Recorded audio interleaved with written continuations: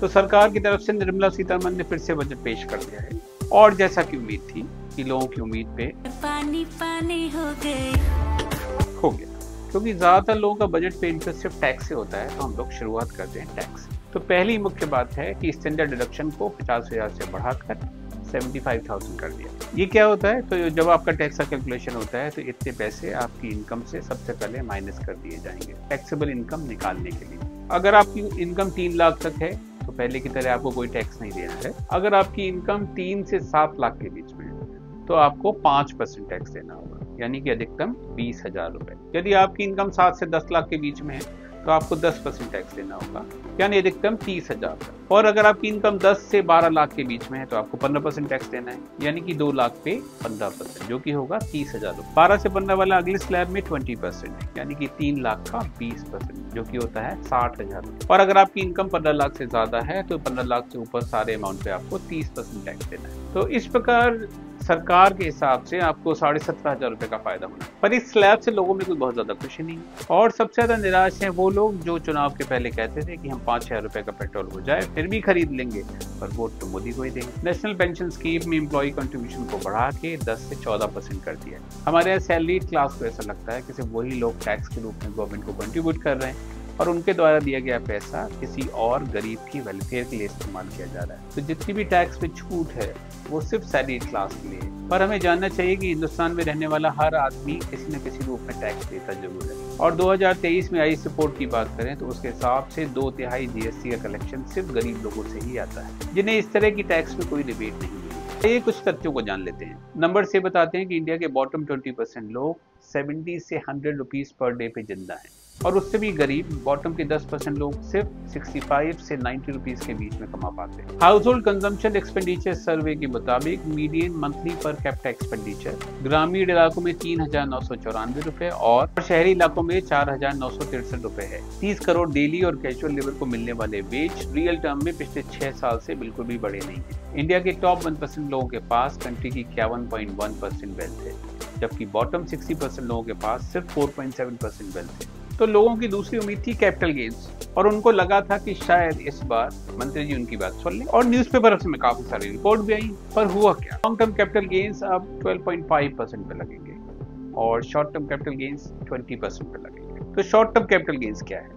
तो अगर आपने कोई भी एसेट खरीदा है, मान लीजिए आपने कोई म्यूचुअल फंड खरीदा है और अगर आप उसको 1 साल के पहले बेच दें तो उस पर जो भी प्रॉफिट आपको हुआ है उस पर आपको 20% टैक्स देना पड़ेगा। और अगर आप 1 साल के बाद उसको बेचते हैं 12.5% देना पड़ेगा। पहले ये 20% था, जो कुछ ज्यादा था, पर उस समय इंडेक्सेशन का बेनिफिट मिलता था। नई व्यवस्था में इंडेक्सेशन का बेनिफिट शामिल नहीं है, यानी कि पहले के सिस्टम में महंगाई को हटा के लाभ की गणना की जाती थी, जो अब की बार नहीं होगी। इसकी वजह से आपको ज्यादा टैक्स देना पड़ेगा। पहले अगर आपने कोई एसेट खरीदा है तो उसकी आज की कीमत देख के लाभ की गणना की जाती थी, तो इसका मतलब आप राष्ट्र सेवा में ज्यादा योगदान दे पाएंगे। तो कैसे समझेंगे? मान लीजिए आपने कोई 1 करोड़ का घर खरीदा था और आज आप उसको बेचना चाह रहे हैं 5 करोड़ में। तो पहले के केस में हम लोग सबसे पहले उसकी आज की कीमत निकालेंगे, तो लगभग मान लीजिए 4 करोड़ के आसपास। तो 5 में से 4 करोड़ अगर आप माइनस करेंगे तो आपका मुनाफा सिर्फ 1 करोड़ का होगा, जिसके ऊपर आपको 20% टैक्स देना पड़ता था, यानी कि 20 लाख।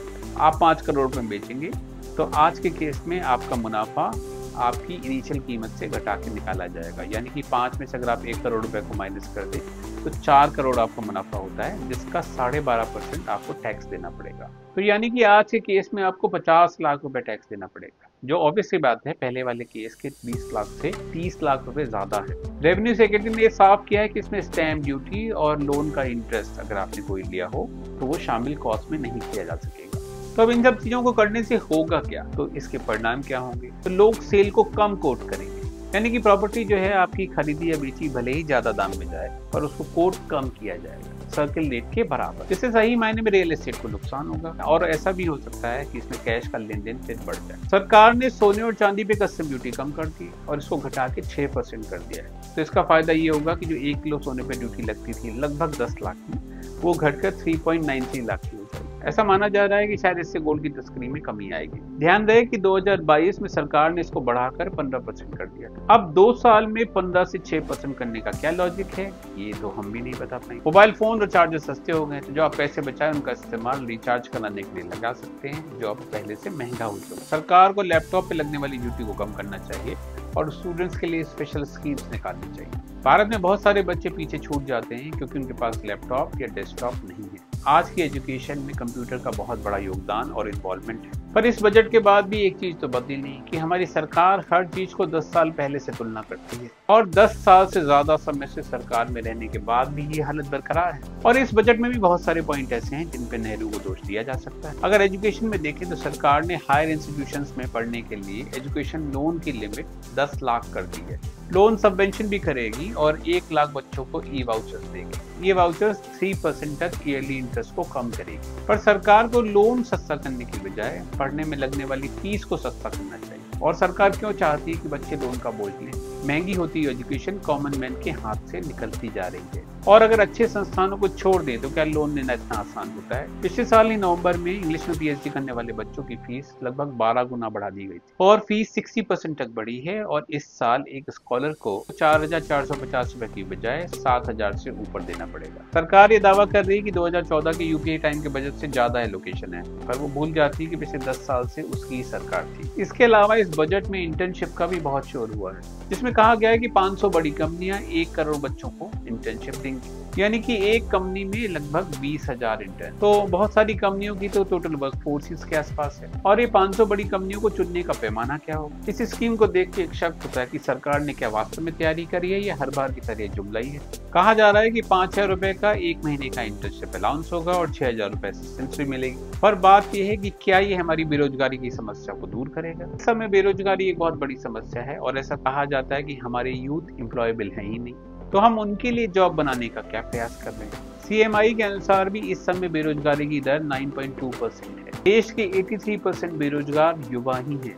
हमारे 40% ग्रेजुएट बेरोजगार हैं और सिर्फ 21% को ही रेगुलर सैलरी मिलती है। सबसे आश्चर्य की बात यह है कि सबसे कम पढ़े लिखों में सबसे कम अनएम्प्लॉयमेंट यानी कि बेरोजगारी देखी गई। सरकार ने खाली पड़े 30 लाख पदों के बारे में कुछ नहीं बोला है, साथ ही 4 साल की अग्निवीर स्कीम के बारे में भी कुछ नहीं बोला है। लंबे समय से चली आ रही एजुकेशन लोन की माफी के बारे में भी कुछ नहीं किया है। अगला जरूरी सेक्टर है हेल्थ केयर का, और कोविड से हमने जाना है कि पब्लिक हेल्थ केयर काफी अच्छा होना चाहिए। दैनिक भास्कर की एक रिपोर्ट के हिसाब से हेल्थ केयर को 73% कम बजट मिला है। WHO के मुताबिक 1 लाख लोगों पे 100 डॉक्टर होने चाहिए, पर हमारे यहाँ ये संख्या 70 से 75 के बीच में ही है। हमारे अस्पतालों में जरूरत के सिर्फ 40% बेड ही मौजूद है। इंडिया में 53% लोग अपनी जेब से इलाज कराते हैं, जबकि वर्ल्ड का अगर एवरेज देखें तो वो काफी कम है। आयुष्मान भारत योजना में भी कोई चेंज नहीं देखा गया है, जबकि ऐसा उम्मीद की जा रही थी कि इसका एलोकेशन बढ़े। सरकारी अस्पतालों की बहुत ही बुरी हालत है, जिनका सुधारा जाना बहुत जरूरी भी है।